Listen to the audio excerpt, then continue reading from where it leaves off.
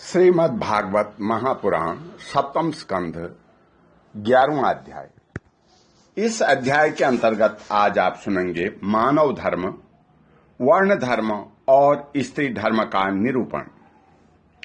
श्री सुखदेव जी कहते हैं, भगवानमय प्रहलाद जी के साधु समाज में सम्मानित पवित्र चरित्र सुनकर सप्त शिरोमणि युधिष्ठिर को बड़ा आनंद हुआ। उन्होंने नारद जी से और भी पूछा। युधिष्ठिर जी ने कहा, हे भगवान, अब मैं वर्ण और आश्रमों के सदाचार के साथ मनुष्यों के सनातन धर्म का श्रवण करना चाहता हूं, क्योंकि धर्म से ही मनुष्य को ज्ञान, भगवत प्रेम और साक्षात परम पुरुष भगवान की प्राप्ति होती है। आप स्वयं प्रजापति ब्रह्मा जी के पुत्र हैं और हे नारद जी, आपकी तपस्या, योग एवं समाधि के कारण वे अपने दूसरे पुत्रों की अपेक्षा आपका अधिक सम्मान भी करते हैं। आपके समान नारायण परायण, दयालु, सदाचारी और शांत ब्राह्मण धर्म के गुप्त से गुप्त रहस्य को जैसा यथार्थ रूप से जानते हैं, दूसरे लोग वैसा नहीं जानते। नारद जी ने कहा, हे युधिष्ठिर, अजन्मा भगवान ही समस्त धर्मों के मूल कारण हैं। वही प्रभु चराचर जगत के कल्याण के लिए धर्म और दक्ष पुत्री मूर्ति के द्वारा अपने अंश से अवतीर्ण होकर के बद्रिकाश्रम में तपस्या कर रहे हैं। उन नारायण भगवान को नमस्कार करके उन्हीं के मुख से सुने हुए सनातन धर्म का मैं वर्णन करता हूं। हे युधिष्ठिर, सर्व वेद स्वरूप भगवान श्रीहरि, उनका तत्व जानने वाले महर्षियों की स्मृतियां और जिससे आत्मग्लानि न होकर के आत्म प्रसाद की उपलब्धि हो, वह कर्म धर्म के मूल है। हे युधिष्ठिर, धर्म के ये 30 लक्षण शास्त्रों में कहे गए हैं।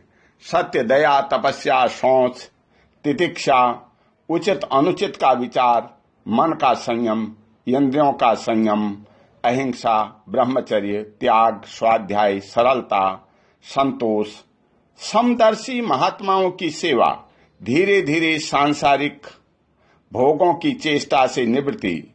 मनुष्य के अभिमान पूर्ण प्रयत्नों का फल उल्टा ही होता है। ऐसा विचार, मौन, आत्मचिंतन, प्राणियों को अन्न आदि का यथा योग्य विभाजन, उनमें और विशेष करके मनुष्यों में अपने आत्मा तथा इष्टदेव का भाव, संतों के परम आश्रय, भगवान श्री कृष्ण के नाम, गुण, लीला आदि का श्रवण, कीर्तन, स्मरण, उनकी सेवा, पूजा और नमस्कार, उनके प्रति दास्य, सख्य और आत्मसमर्पण, यह 30 प्रकार का आचरण सभी मनुष्यों का परम धर्म है। इसके पालन से सर्वथा भगवान प्रसन्न होते हैं। धर्मराज, इनके वंश में अखंड रूप से संस्कार होते आए हैं और जिन्हें ब्रह्मा जी ने संस्कार के योग्य स्वीकार किया है, उन्हें द्विज कहते हैं।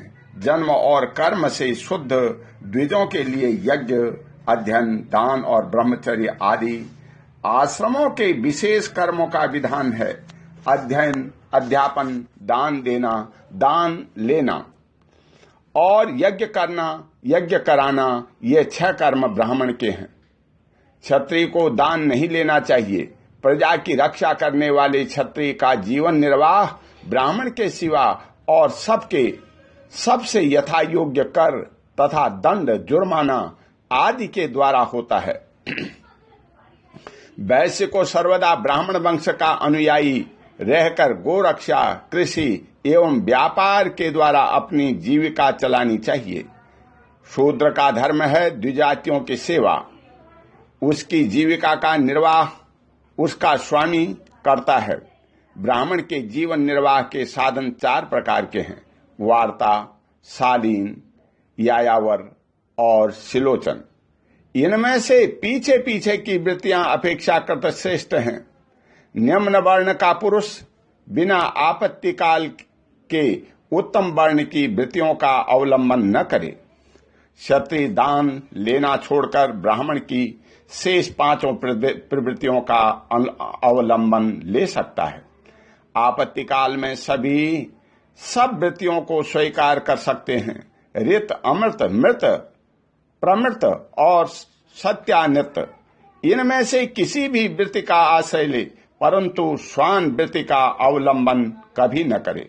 बाजार में पड़े हुए अन्न तथा खेतों में पड़े हुए अन्न सिल को बीन कर शिलोच्छ वृत्ति से जीविका निर्वाह करना रित है। बिना मांगे जो कुछ मिल जाए उसी अयाचित शालीन वृत्ति के द्वारा जीवन निर्वाह करना अमृत है।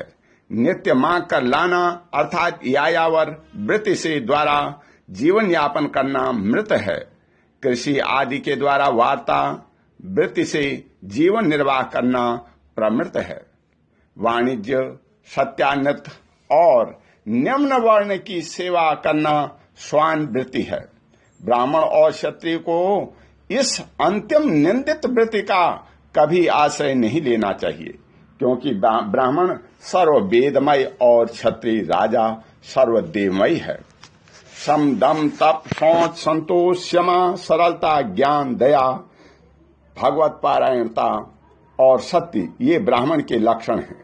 युद्ध में उत्साह, वीरता, धीरता, तेजस्विता, त्याग, मनोजय, क्षमा, ब्राह्मणों के प्रति भक्ति, अनुग्रह और प्रजा की रक्षा करना ये क्षत्रिय के लक्षण हैं। देवता, गुरु और भगवान के प्रति भक्ति, अर्थ, धर्म और काम, इन तीनों पुरुषार्थों की रक्षा करना आस्तिकता, उद्योगशीलता और व्यावहारिक निपुणता ये वैश्य के लक्षण हैं।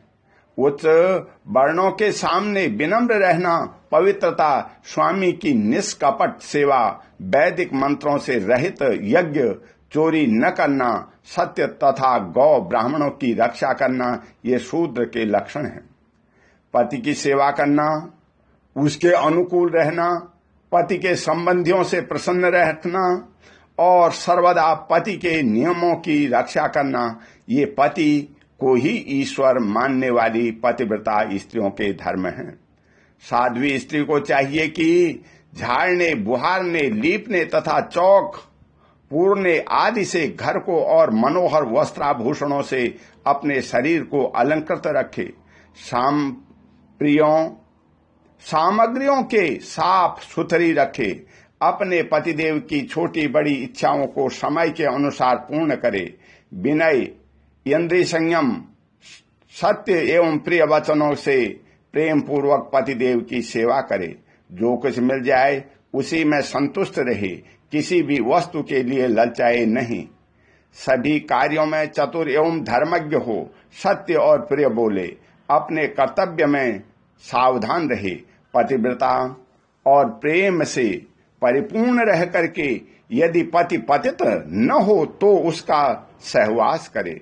जो लक्ष्मी जी के समान पतिपरायणा होकर के अपने पति की उसे साक्षात भगवान का स्वरूप समझकर सेवा करती है, उसके पतिदेव बैकुंठ लोक में भगवत सारूप्य को प्राप्त होते हैं और वह लक्ष्मी जी के समान उनके साथ आनंदित होती है।